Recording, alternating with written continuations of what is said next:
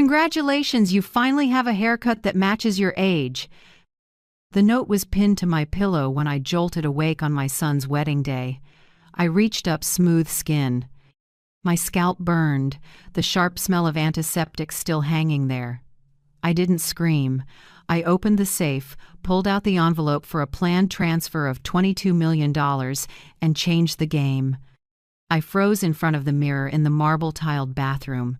The woman staring back wasn't Beatrice Langford, the real estate CEO who built dozens of high-rises in Boston. She was someone humiliated to the core.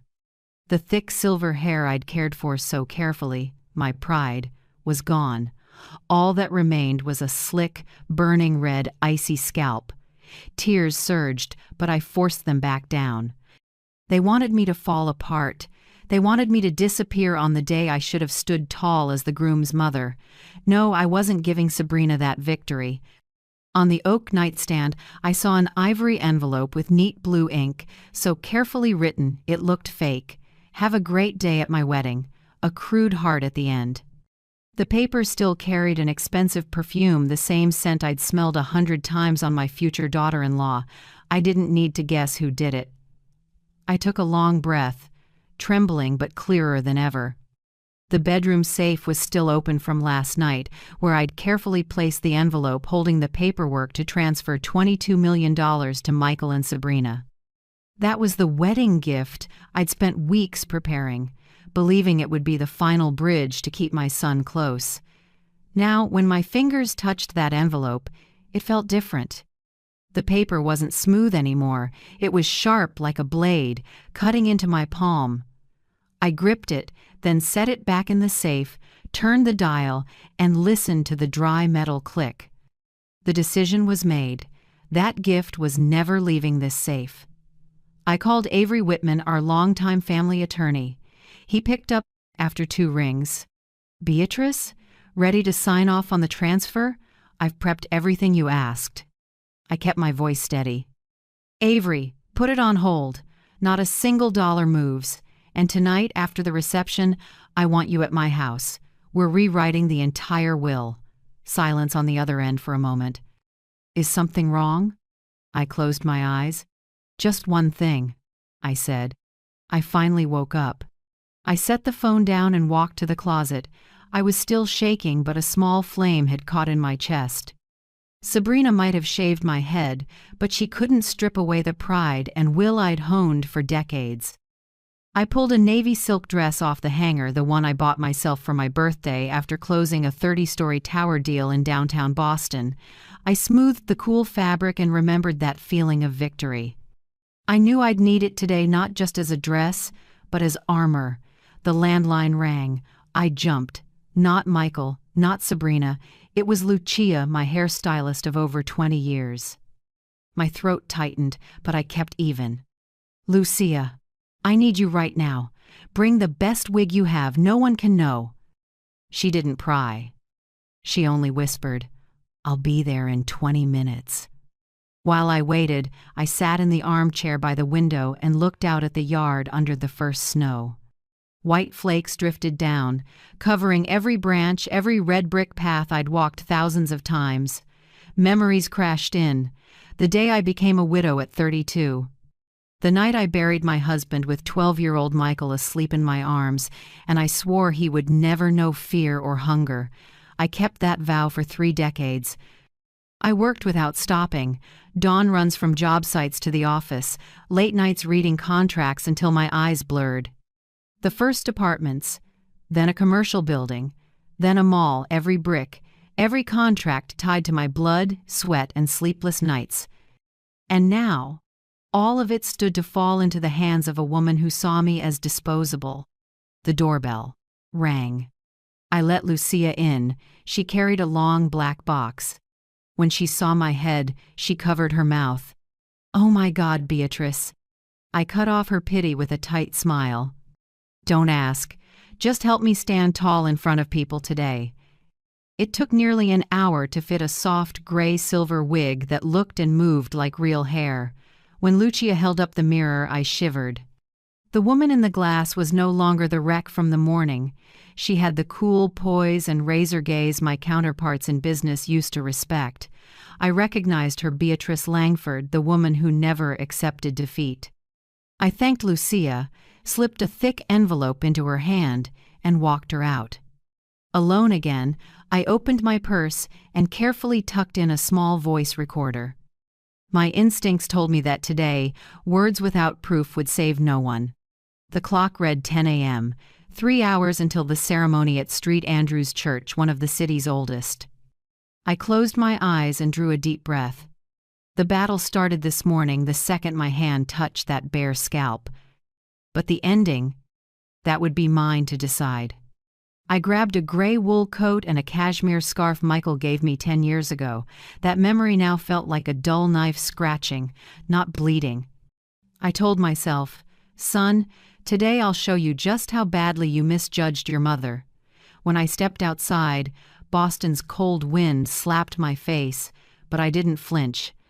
I pulled the collar up, adjusted the wig, and got into the car. My driver glanced at me in the rear view, ready to speak. I shook my head. I needed silence. I needed to feed the fire that had just been lit. On the way to the church, I watched people through the window, couples holding hands, families guiding small children across the street. I wondered how many of them had been betrayed by the very people they trusted most, how many had been forced to choose between love and self-respect. I knew today I wasn't fighting only for myself, but for the countless mothers used by their own children, with motherhood thrown back at them as a demand. The car stopped at the church gates. I pressed a hand to my chest and felt a strange calm, not trembling, strength rising. The strength of truth, of a woman pushed to the edge who refused to break. I opened the door, stepped out, and smiled. That smile wasn't for the crowd, or for Michael or Sabrina. It was for me, Beatrice Langford, who woke up on the most important morning of her life with a shaved head and a heart more awake than ever. I sat on the cold pew, looking up at the stained glass flickering with light, and memories rolled in. While the staff rushed flowers and candles into place, my mind slipped back to where it all began: love, loss, and the grit to build a life from nothing. I remember the day it all changed at 32. They handed me my husband Richard's death certificate, sudden heart attack on the highway. I was stunned. One minute we were talking about expanding our little office, the next I was frozen in a hospital corridor, palms over my face, hearing my 12-year-old ask, "Mom, where's Dad?" I had no answer. I pulled Michael in, held him, and silently swore he would never lack for anything. We went back to our small house outside Boston. That night I sat in an old armchair for hours, watched Michael asleep on the sofa, his young face still streaked with tears. In the dark, I understood. From now on, the weight was mine. No Richard to split bills, no shoulder to lean on. Just me and a boy who didn't yet know how to knot a tie for his school uniform. The next morning, as the sun lifted over the horizon, I put on a thin sweater, tied my hair back, and started my new job, widowed mother turned accidental businesswoman. I had no capital, no specialized knowledge, but I had one thing I knew I had to survive. I learned to read financial statements like a foreign language, spent hours at the public library studying real estate, land use, property, management. At first the numbers spun in my head, but page by page, hope-open knowledge would be the sharp knife protecting us from poverty. Those first years were brutal. I worked from 5 a.m. until late at night. Days knocking on doors of tired old houses, pitching low-cost brokerage work. Nights bent over notes, learning market analysis, price comps, cold calling leads. Some nights I cried after another rejection, then got up at dawn to make Michael breakfast and drive him to school. I went hungry many days to save for his new math books. When he asked, "Mom, why aren't you eating with me?" I smiled. "I already ate. You go ahead." He believed me, and I doubled down. I wanted him to grow up feeling secure, not like me as a child, digging through empty cupboards for the last stale roll. 3 years later, I bought my first duplex. I remember signing the papers, my hand shaking so badly I could barely hold the pen. When I put the pen down, a new door opened. From there, it was brick by brick, unit by unit, building by building. The Langford real estate footprint started with freezing morning walks to a broker's office, hoarse throat calls, and nights lit by a desk lamp over burning eyes. Michael was different. He saw results, not the process. At 18, he was used to a new car, tuition paid, never thinking about the price of a shirt. I'd raised him like a prince and forgot to teach the prince how to wield a sword. On his college graduation day, I watched him stride across the stage, robe billowing. I thought I'd done it, turned a fatherless boy into a successful man. But deep in his eyes I saw something familiar, not gratitude, entitlement. At 25, he came to me calm as could be. "Mom, I want my own condo. You'll cover the down payment, right?" I nodded, wrote the check, asked no questions. Not the first ask and not the last. At 30, he brought Sabrina home and said flatly, "We want to do Europe nice and luxe. You'll take care of it, right?" Not a request, an order with a smile. I'd spoiled my son. I thought I was making up for losing his father too soon.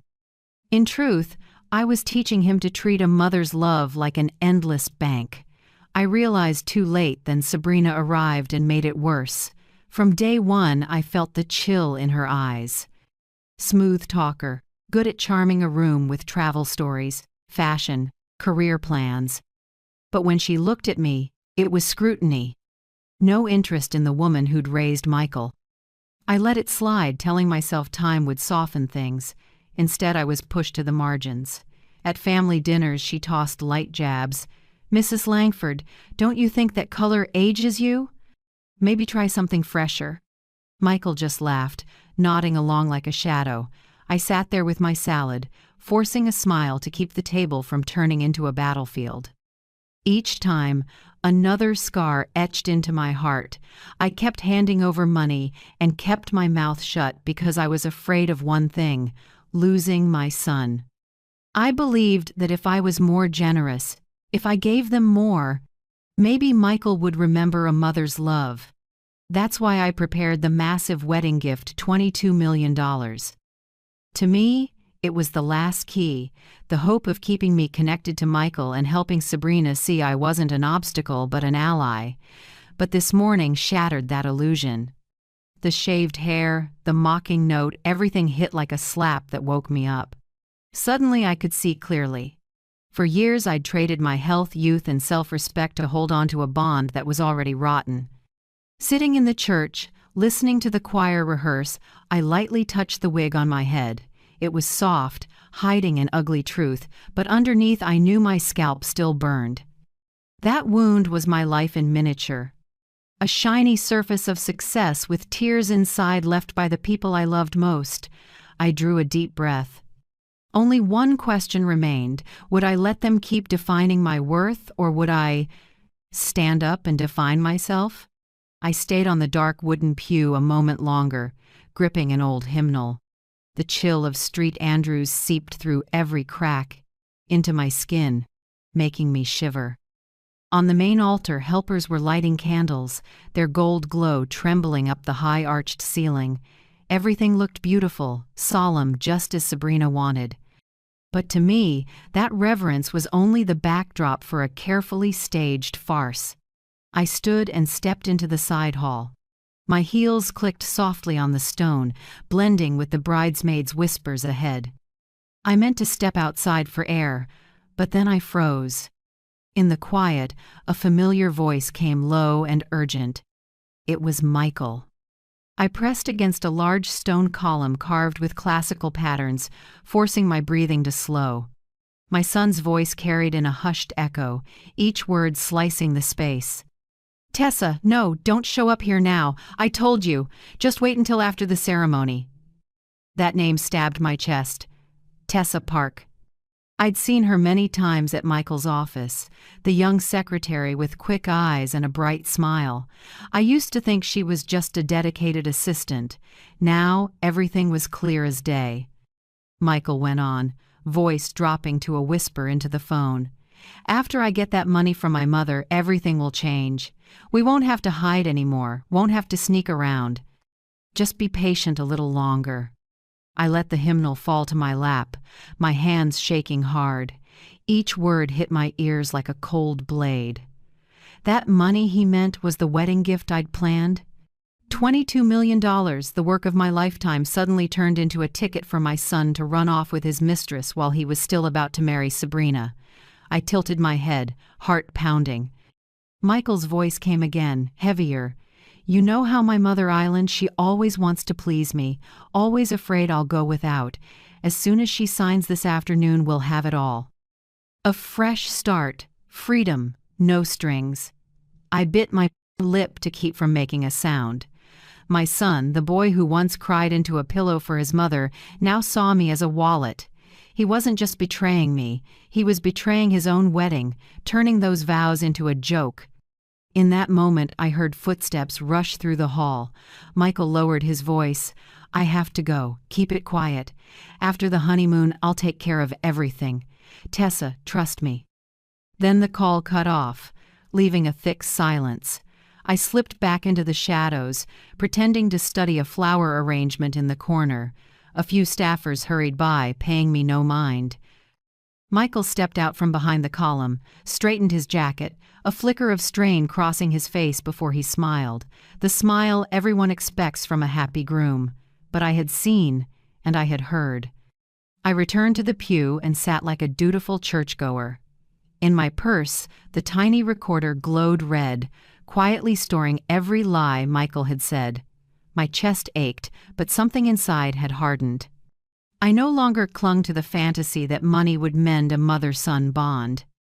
I knew I'd just gotten my first piece of evidence, the weapon to keep me from the trap my son and daughter-in-law were setting. I closed my eyes and steadied my breath. The organ swelled in rehearsal, urgent and then lingering. People would see me this morning as a proud mother waiting for her son to walk the aisle. But only I knew that, from the moment I heard that call, my heart had shifted from hurt to resolve. When I opened my eyes, colored light from the stained glass fell across my hands in bands of green, red, purple, and gold. I stared at it and thought, maybe God is showing me the way, not the road of tears, but of truth. I tightened my grip on the purse where the warm evidence rested. And I promised myself, when the moment comes, I won't tremble like I did in the mirror this morning. I will be Beatrice Langford, the woman who isn't afraid and who is ready to expose everything. I stayed on the pew, working my breath back into rhythm after what I'd just overheard. A cold, metallic ringing kept sounding inside me, a warning that the truth wasn't done. I knew Michael had another woman, knew he was only waiting for the money to leave Sabrina. But in my bones, I felt Sabrina wasn't innocent either. She'd never bothered to hide that condescending look she saved just for me. I wanted to know what she truly thought, wanted to see my future daughter-in-law's real face, not the glossy one she wore. I rose and slipped down the corridor toward the bridal prep room. The polished marble floor reflected my steps. At the far end, the door sat half open, white light spilling out along with bouncy music and the sharp laughter of several women. I stopped just outside, heart racing, but my feet refused to move away. Through the crack, Sabrina's voice rang out, clear as day, high, confident, brimming with triumph. "You know what? In just a few hours I'll have the entire fortune in my hands. $22 million, and by law I get half." Michael's so naive he has no idea. Laughter broke out. I went rigid. My fingers dug into the doorframe, my palms ice cold. Sabrina kept going, lower now but edged with malice. "And after that, I'm filing for divorce. I've already contacted an attorney. I don't need to stay with Michael forever. With that money, I can start fresh, freer, and more comfortable." A bridesmaid giggled. "What about the mother-in-law? She's a handful, acts like the house is hers." Sabrina dropped her voice, cold as ice. "Don't worry. Once the money's in, I'll push Michael to put her in a high-end nursing home. Park her there, let someone else handle her. Once she's out of the house and the company, she won't have a say in anything." The room burst into shrill laughter, crisp as blades slicing my skin. I shook all over, but not from fear. It was anger rising from the marrow, a firestorm burning away the weakness of my morning. I stood there, frozen, until I realized I was crushing the recorder in my purse. The red light kept blinking, faithfully catching every word, every bitter laugh. I closed my eyes for a second and knew I'd just gripped a double-edged knife. One edge to protect, the other to strike back. I eased away without a sound. My heart hammered like it would explode, but my steps held steady. I knew if I stayed 1 minute longer, I'd charge in and scream in Sabrina's face. I didn't. Life had taught me enough. Big battles aren't won by hot anger, but by patience and planning. Back in the main sanctuary, no one noticed I'd been gone. Guests were gathering. Chatter filled the air. I smiled and greeted them, burying the storm twisting inside me. In the colored glass, I caught my reflection, a silver-haired woman in a navy dress, deep red lipstick. No one knew that only a few steps away I'd just heard my future daughter-in-law call me an old woman who needs to be locked away. I sat, hands loosely folded. Inside my purse, the recording had become a living piece of proof. I pictured it playing for the crowd, Sabrina's smug laughter echoing, her face going pale as she realized everything was out. The thought gave me an odd, cooling calm. Sabrina wanted me erased, tucked away in some distant nursing home. Michael wanted to drain the money and run with his lover. Both thought I was weak, old, easily beaten. But that contempt gave me strength. I would turn their trap into my launch pad. In that instant, I knew the morning's humiliation had become a pivot point. From the shaved scalp, the spiteful note, the false vows I overheard behind the column, to the vicious laughter in the bridal room, together they formed an indictment I didn't need to add a single word to. All I had to do was wait for the right moment. I drew a deep breath and looked toward the altar. Candlelight washed the Virgin's face. Quietly, I told myself, they think I've lost. I have no idea I've just begun. I straightened my shawl, sat tall, and let a gentle smile return. Anyone passing by would see only a kind, proud mother of the groom on a big day. But I knew, behind that smile, a double-edged blade was ready, and when I drew it, none of them would see it coming. The church bells pealed, each round rolling through the space like a familiar refrain. Guests took their seats. White-draped pews were dotted with deep red roses. I sat in the front row on the groom's side, fingers lightly holding the small clutch on my lap. All eyes turned to the back, where Sabrina was about to enter on her father's arm. The big doors opened. She appeared in a white French lace gown, the train nearly touching the steps. Murmurs and gasps spread, camera flashes popped. Sabrina beamed, gliding forward like the heroine in a fairy tale.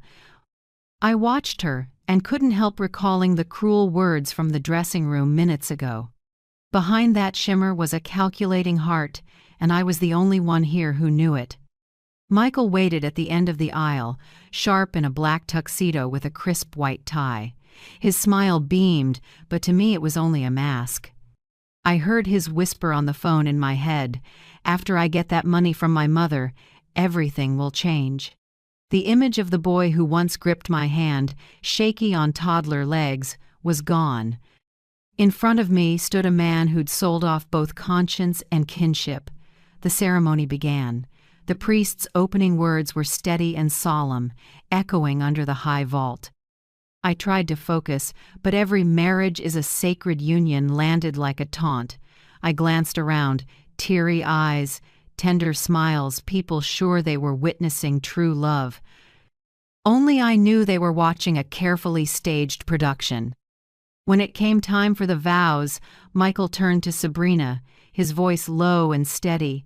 "I promise to love you, respect you, share every joy and sorrow with you, and be by your side for life."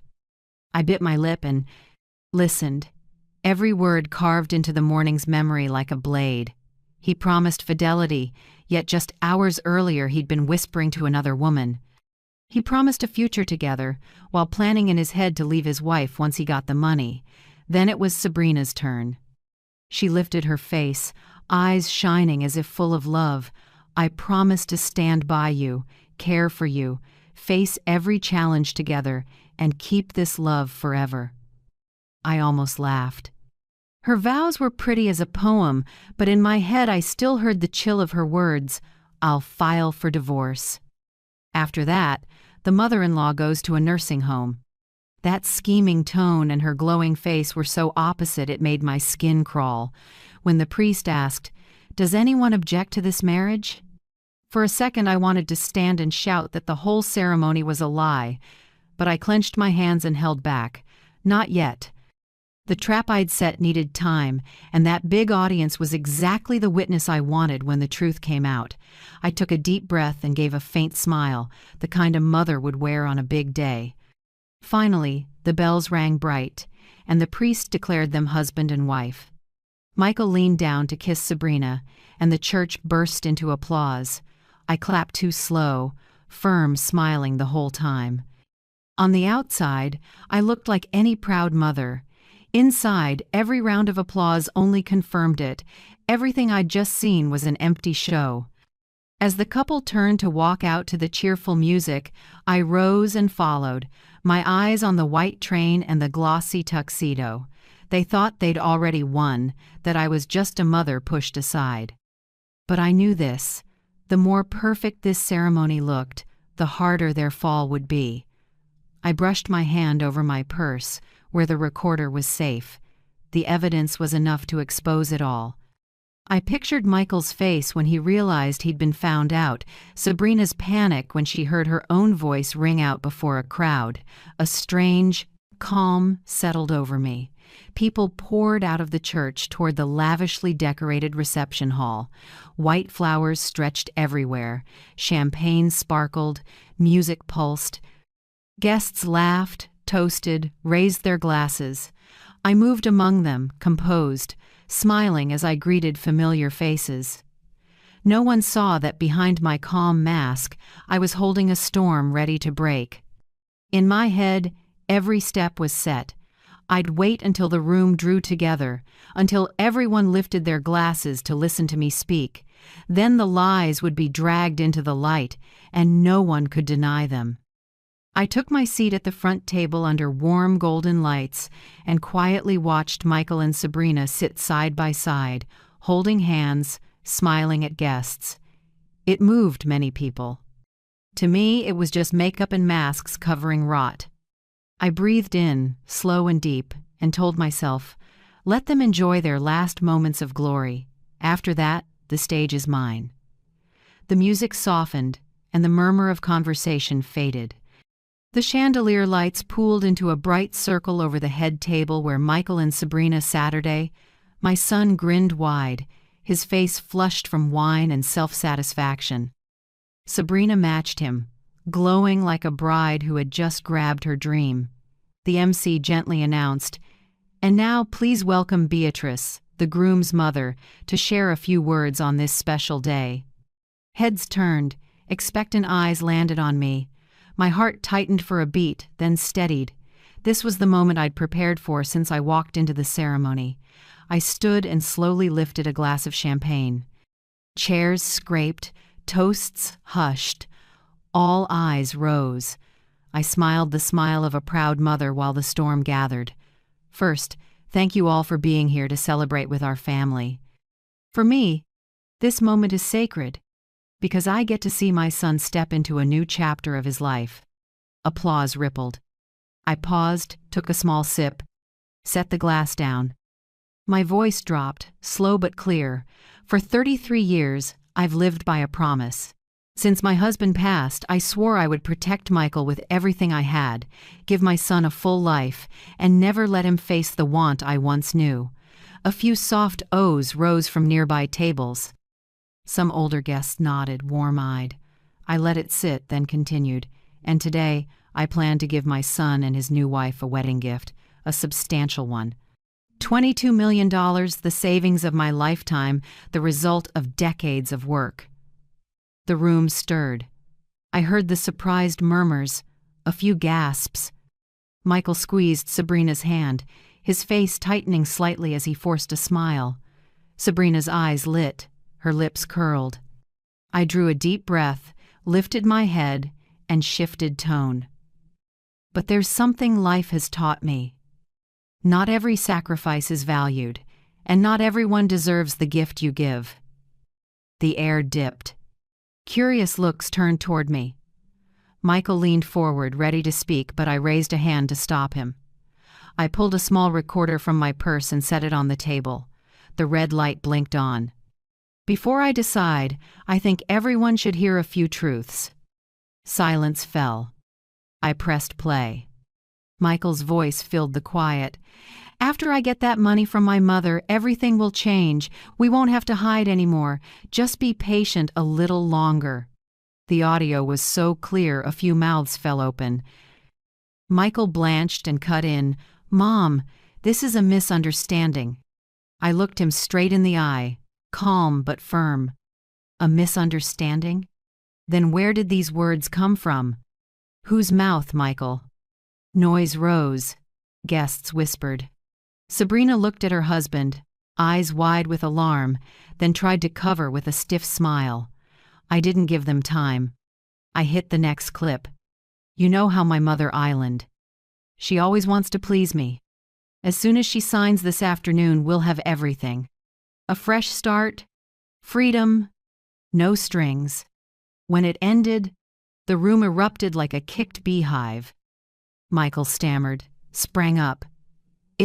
It was just a joke. Don't take it the wrong way. I narrowed my eyes, cutting through him.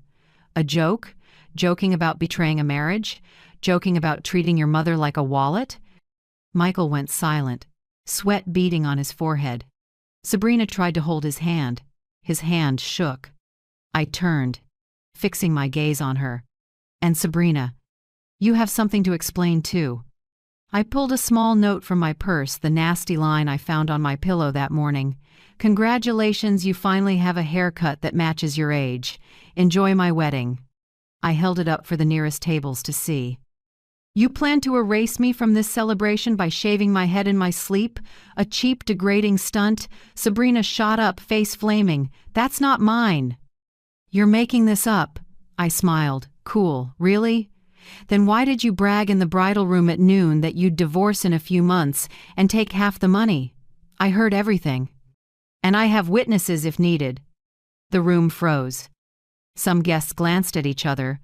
Others whispered into their phones, clearly recording. Sabrina's face went white, her lips trembling without sound.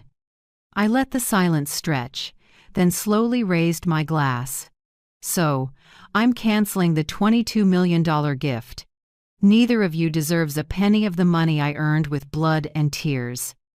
Conversation crashed like a wave. Michael collapsed into his chair, head down, hand over his face. Sabrina stood rigid, shaking. I ended in a level voice that carried, "The greatest wedding gift I can give today is the truth. And the truth is this: greed and betrayal never win." I set the glass down and turned to leave. Chairs scraped, voices rose, a few "oh my gods" rang out behind me. But my steps were light and steady. I was no longer the woman trembling in the mirror this morning. I was the one who stripped the masks off my son and daughter-in-law in front of everyone. In that moment, I knew I'd taken back control. And the game, from here on out, had only just begun. I left the hall with my back straight, neither rushing nor hesitating. Each step tapped evenly on the tile, like a reminder that the weight had lifted from my shoulders. Behind me, chaos still rolled, chairs dragged, people calling out the sounds of a wedding turned storm. I had just reached the grand lobby when I heard hurried footsteps. Michael rushed up and grabbed my arm. The handsome groom's polish was gone, replaced by panic and bloodshot eyes. "Mom, please, don't do this." "You misunderstood. It was all just—" I turned and met his eyes, the eyes that once made me proud, now filled with desperation. I pulled my arm free, my voice low and firm. "I've heard enough, Michael. There's no misunderstanding. he stammered for an excuse. I only said that to test her. I never meant— Enough! I cut him off, my voice ringing through the wide lobby. Don't turn betrayal into a joke. I gave my whole life for you, and this is how you repay me? Michael froze, his mouth working but no words coming out. His face twisted for a moment, anger and despair tangled together. Then, as if giving up, he dropped to his knees, hands clutching his head, and whispered, I was wrong. I didn't answer. I gave him one look and turned away. Right then, Sabrina burst out of the hall, her puffed wedding dress slowing her down, but she still lunged forward. Her face had gone pale, her makeup starting to smear, crimson lips trembling. She shrieked, voice shrill. You made that up! You ruined my wedding! Her scream drew a few curious guests outside. I stood calmly, watching her snarl like a cornered animal. Ruined it? I curled a cold smile. I only told the truth. You should thank me for showing everyone your real face sooner. Sabrina lunged, trying to snatch the paper from my hand, but an older male guest held her back just in time. His voice was hard. Sabrina, calm down. We all heard it. How are you going to deny it? She broke, down, sobbing, mascara streaking her cheeks, all her earlier haughtiness gone. In the chaos, I saw her parents step outside too. They didn't go to their daughter. They stood frozen at the door, eyes full of disappointment. Her father lowered his head, and her mother kept shaking hers, as if witnessing the worst humiliation of their lives. By then, Michael had gotten up, gaunt and sharp-faced, and snapped at Sabrina. You betrayed me too? She turned back, choking up. I just wanted a better future. Her weak excuses sank under the guests' angry whispers. Some shook their heads, others walked off without a backward glance. I looked at the two of them, and a feeling I couldn't name rose in me, not joy, not gloating, just relief, relief that the truth was finally out.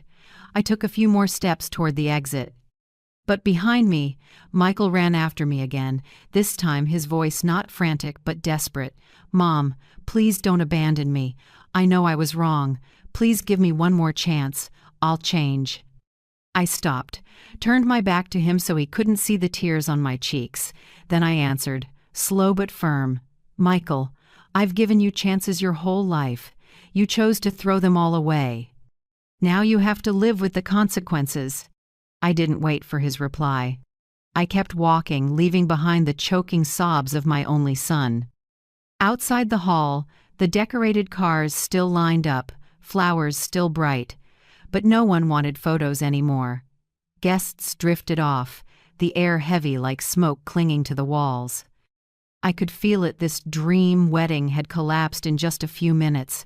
An old friend, Helen, hurried after me and took my hand. She whispered, Beatrice, you did the right thing. They needed to be exposed. I nodded lightly and said nothing more. Back in the car, I settled into the back seat and looked through the window. In a final glimpse, I saw Michael standing stunned in the lobby while Sabrina sobbed and shoved at people. The scene looked like a warped painting of wedded bliss. I closed my eyes and told myself that today's storm was only the beginning. I knew the aftershocks would keep coming. They would come to me begging or raging.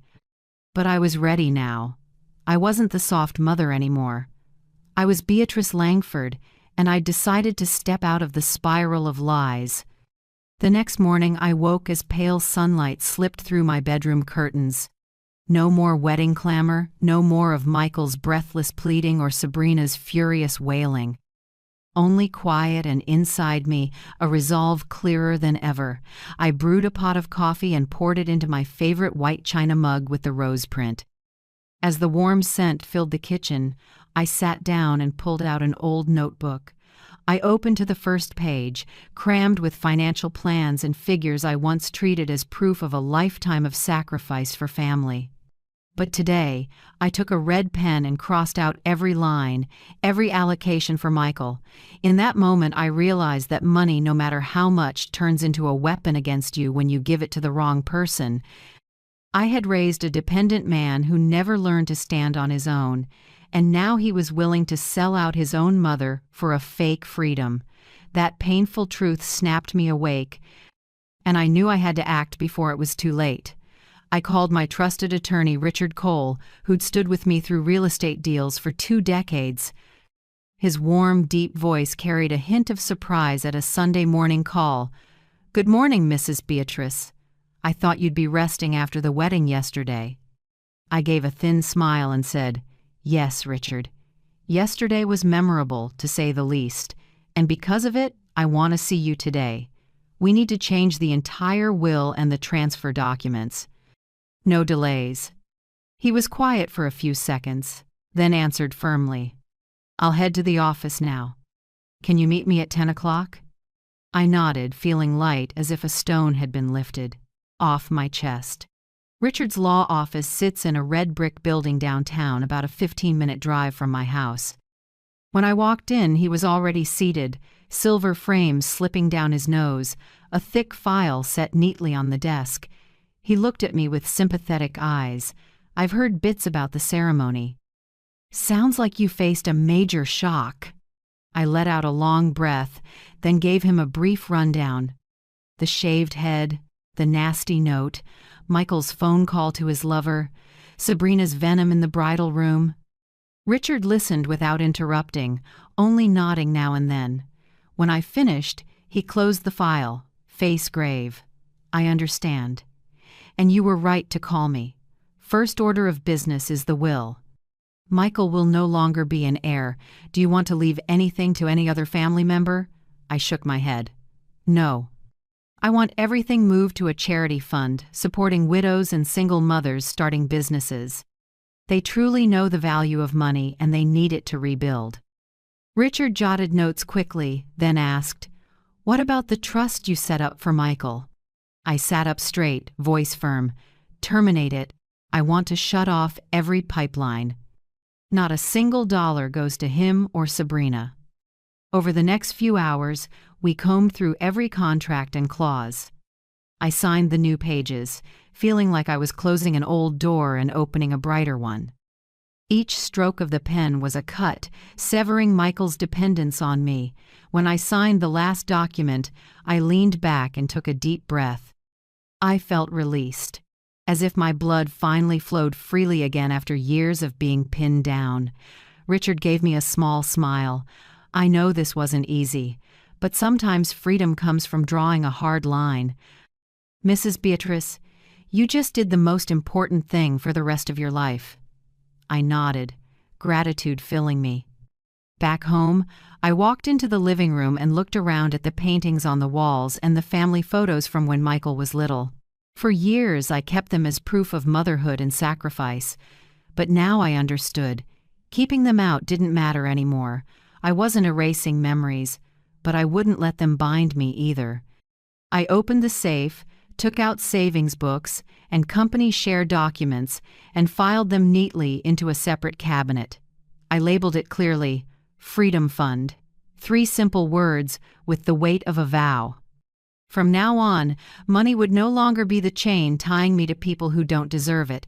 It would be a tool for me and for those who truly need help.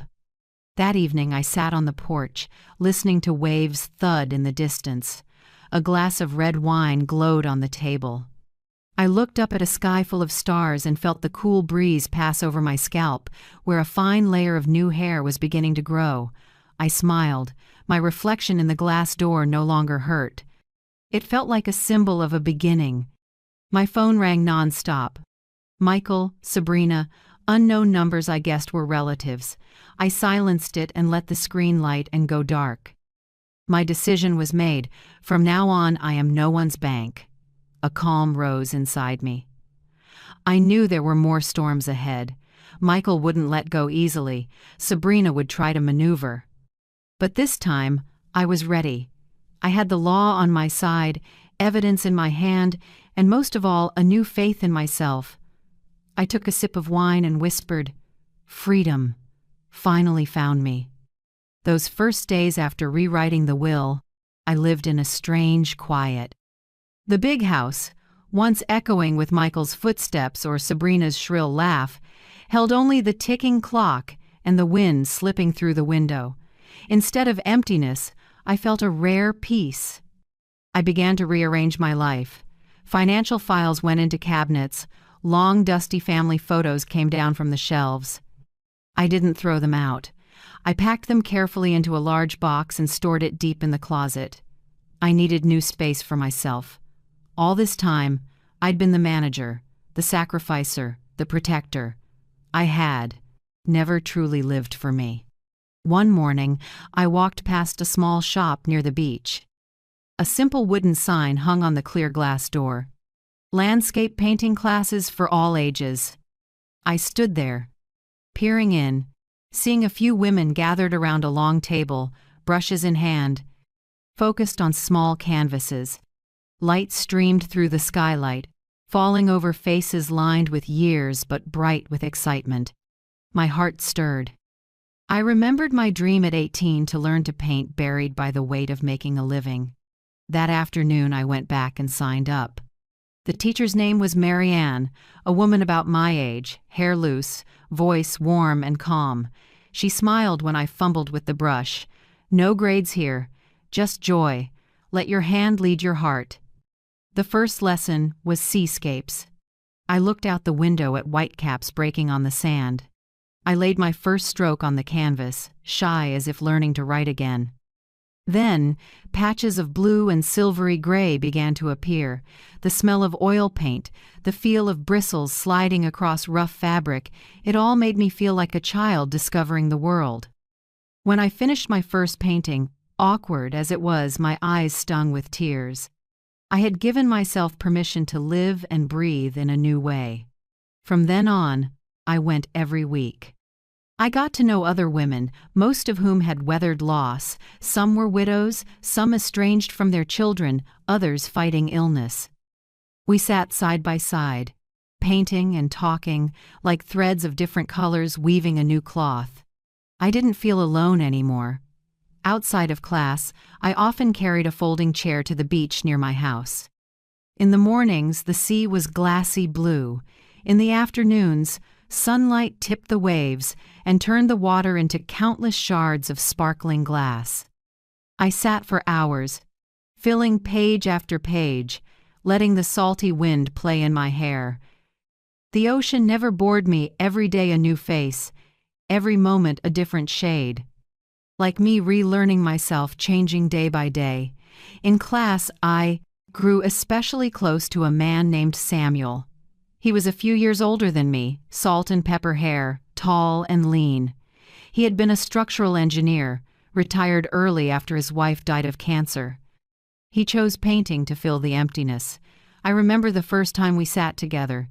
He tilted his head and smiled. "I'm not good at painting, but I'm great at ruining a canvas. That's why I sit near someone who can inspire me." I laughed. That simple line eased my heart. From then on, we traded tips on color and mixing paint. One day I smeared a corner of my canvas by accident. Samuel leaned over. "Don't worry. Mistakes can become the focal point. My life is proof." We laughed, and in that laughter I realized it had been a long time since my heart felt that light. After class, Samuel often walked with me to the beach. We talked about the past, our children, and lonely days. He didn't pry or judge. He just listened with quiet respect. Once, I blurted out the story of Michael and Sabrina, the hurt I'd just been through. I worried he'd be shocked or pity me, but Samuel only nodded. "I get it. Losing trust in family can hurt more than losing money, but you're standing here, that means you chose to move forward. That's worth more than any amount of money." My throat tightened. No flowery comfort, just one short sentence, and I felt seen. Little by little, I found myself again. I no longer woke up, worried about what my son needed or what my daughter-in-law would criticize. I woke to choose a new palette, to walk on the sand, to hear Samuel talk about a project he once designed. I realized life after 65 isn't an ending, it can be a beginning. One evening, as a fiery sunset spread across the horizon, I set my brush down and looked at the painting I'd just finished. In it, the sea stretched wide, the sky glowed, and in the right corner I painted a woman standing tall, silver hair blowing in the wind. That was me, but not the fragile, dependent Beatrice. It was the new Beatrice, free, at ease, smiling at her own reflection. I understood then. Art didn't just pull me out of the dark, it gave me a mirror for my soul. With the ocean, the colors, and a friend who knew how to listen, I'd begun the journey back to myself. A journey I once never dared to imagine. One early fall afternoon, coming home from class with beach sand still clinging to my shoes, I saw a familiar car by my gate, Michael's. The door was cracked open and he was in the driver's seat, looking defeated, a far cry from the polished groom he once was. I sighed, my hand pausing on the latch. I knew this moment would come sooner or later, our final confrontation. When Michael saw me, he hurried out. His eyes were hollow, dark circles stark on his face. He came closer, voice shaking. "Mom, please let me talk to you, just once." I stayed quiet, opened the gate, and motioned him into the living room. The room glowed with late afternoon light, my seascapes on the walls. Michael sat on the sofa, hands clenched together, trembling. I sat across from him, a careful distance between us, my gaze steady. He stared at the floor. "I've lost everything, Mom." Sabrina left. The company I invested in went under. Friends disappeared. I have nothing left. I listened, a mix of pity, anger, and exhaustion rising in me. I asked, calm but clear, "So what are you here to ask me for today?" Michael looked up, eyes red. "Not money. I know you won't give it anymore. I want your forgiveness. I can't sleep, Mom. Your voice from that night keeps echoing in my head. I feel awful." I studied his face for a few seconds, lines of fatigue, eyes that once shone with pride now dulled. I said slowly, "Michael, forgiveness doesn't mean everything goes back to the way it was. Forgiveness is for my peace, not so you can lean on me and depend on me again." He broke down crying, the heavy, sad sound of a grown man. He dropped to his knees and took my hand. "Mom, I'm sorry. I don't know why I was so blind. I'll change. I'll start over, if you'll give me a chance to stand by you." I pulled my hand back, gentle but firm. I shook my head. "Michael, you're my son. That will never change. But the bond of money, of expectations, of unconditional sacrifice that's broken. I'm not your life raft anymore. If you want to start over, you have to stand up on your own." His eyes drifted, like a man lost in a dark night without a path. I stood and walked to the window, looking out at the distant sea. The horizon burned red, the whitecaps rolled in. I turned back, voice resolute. "You know, I found myself again. Painting, the ocean, and new friends showed me I can live fully without anyone's approval or fake gratitude. You need to learn that for yourself." Michael stood, eyes wet, nodding weakly. He took a few steps toward the door, then stopped. "So, is this the last time I can see you?" I stepped closer, set my hand on his shoulder, light but steady. "No, I'm still your mother. But from now on, I open this door only when you come as a man who takes responsibility, not as a child who makes demands. The day you do that, you'll find I'm still here." He bit his lip, said nothing more, and left quietly. The door clicked shut, leaving me in the still room, honeyed sunlight spilling across the wall. I sat down and poured myself a cup of tea. My heart didn't feel completely light, but something was unmistakable. An invisible cord had been cut. I was no longer bound by the guilt of a mother's duty that chained me for years. Michael would answer for what he had done. Outside the window, the scarlet sea faded into deep purple. I suddenly remembered the painting I finished yesterday, a woman standing tall against rough waves, unbroken. I smiled. That woman is me, and today I finally lived up to her. I lifted the teacup, letting the scent of jasmine drift through the air, and told myself, I've faced it, I've cut it off, and I'm free. Spring came late that year, and maybe that's why it was so stunning. Along the road to the beach, rows of cherry trees burst open in the breeze, pale pink petals falling softly, dusting shoulders and footsteps. I strolled under the branches, brushing each petal with my fingertips, feeling my heart warm, as if the whole universe were whispering, "It's time to begin again."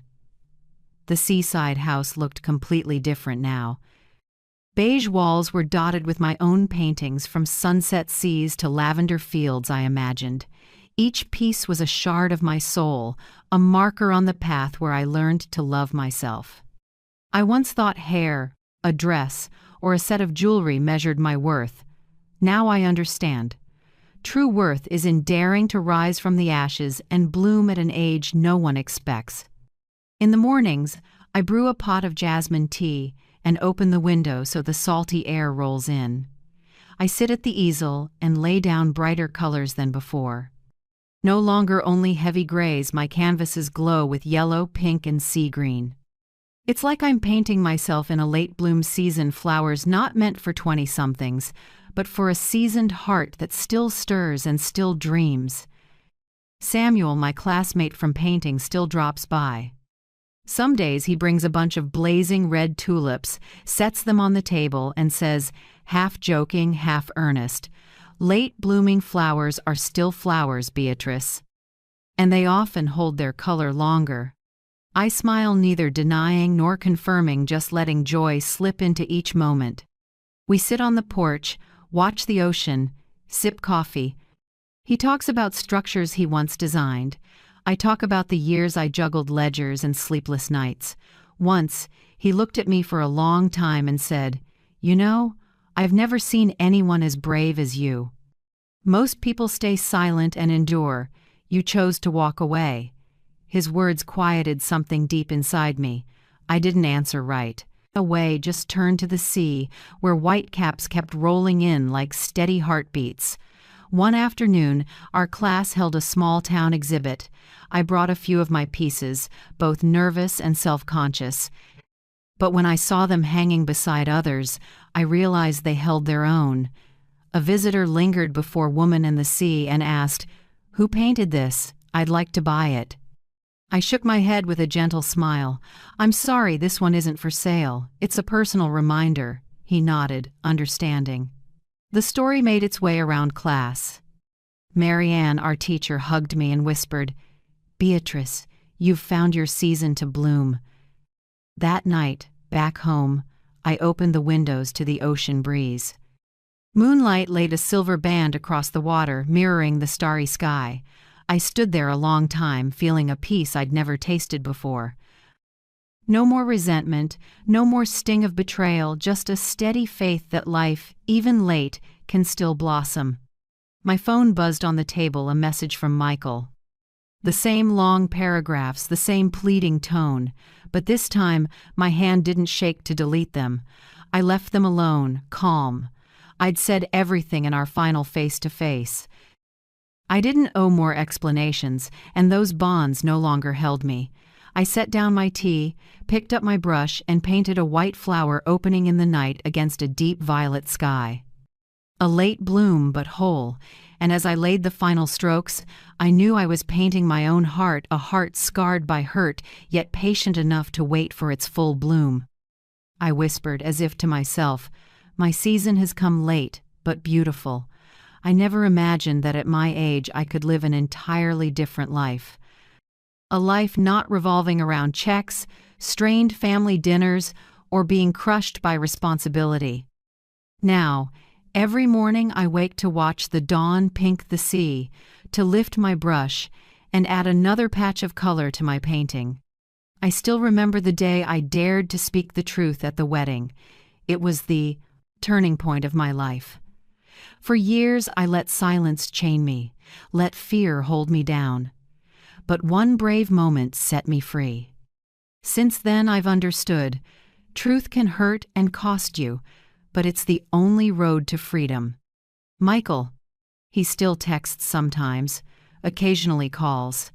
I don't avoid him, but I don't chase him either. I answer briefly, calmly. I show him that a mother's love remains, but reliance and exploitation do not. My son must learn to be a man, take responsibility, and build his own life. That's the only gift I can leave him, and it's worth more than $22 million. As for Sabrina, she vanished from town after the wrecked wedding. I heard she moved to another state, living quietly. I'm neither angry nor pleased. I understand the harshest punishment didn't come from me, it came from the truth in daylight. Once the mask falls, no one believes the pretty words. That's the heaviest sentence. Some afternoons I sit on the porch and watch the whitecaps, thinking how far I've come. From a widow scraping to save every dollar for my child, to a mother betrayed by her son, to the woman who stood up and exposed it all. I lost plenty, but I found myself. And in the end, I'm grateful even for the losses. They cleared a path to my real life. I'm not young, but I have my late bloom. My first paintings now hang in a small seaside shop. Not to make money, but to prove that age can't cage a creative spirit. Samuel drops by sometimes with a book or a new tube of paint, and we sit talking under the sunset. I don't call it late love, just companionship, and that, for me, is enough. If there's anything I want to tell those listening, it's this. Never think it's too late to start over. Truth may make you tremble, but once you speak it, your steps feel lighter. Don't wait for someone to hand you your worth. You can find it in your own hands, in your hobbies, in the small things your heart points to. I know many of you may be living with the fears I carried. Fear of losing affection, of being abandoned, of a family breaking if you stop sacrificing. But remember, real love is never built on taking advantage. Sometimes cutting a toxic tie is the only way to save yourself. And now, as I close my story, I want to say thank you. Thank you for staying, for walking with me through the dark, through the tremors, the tears, and the final smiles. Your presence, dear audience, proves that the story of an ordinary woman like me can still touch another heart. If you've known betrayal, dismissal, or being used, I hope you find a spark here to stand up. And if your days are peaceful, cherish them. They are priceless. I'll end with a warm ask. Please share your thoughts in the comments. Every story and experience deserves to be heard. If this journey meant something to you, tap like so. I know I'm not speaking into the void. And if you'd like to keep walking together, subscribe so we can meet again in other stories, ones about truth, courage, and the strength of our later years. From the bottom of my heart, thank you for giving me your precious time. We may not know each other in real life, but in this moment, our hearts touched, and to me, that is a kind of miracle.